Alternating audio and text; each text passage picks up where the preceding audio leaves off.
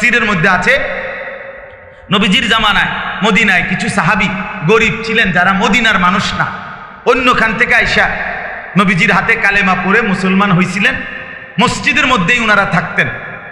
তো এই উনাদেরকে মদিনার সাহাবীরা খেজুর আঙ্গুর খানা খাবার আইনা দিয়ে যাইতেন। এখানে ওনারা যা রাইখা যাইতো স্বতঃস্ফূর্তভাবে এগুলোই ওনারা খাইতেন, এই গরিব সাহাবীরা।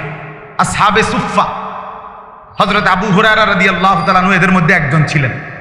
তো মাঝে মধ্যে দুই একজন সাহাবী করছে কি, খেজুর আঙ্গুরের মধ্যে যেগুলো একটু পুরান বা ভালো করে বাতি হইছে না, এগুলো ভালো করে দাম পাবে না, এগুলোর ছড়ি আইনা মসজিদে নববীর মধ্যে ওই দিয়া যাইতো না করে।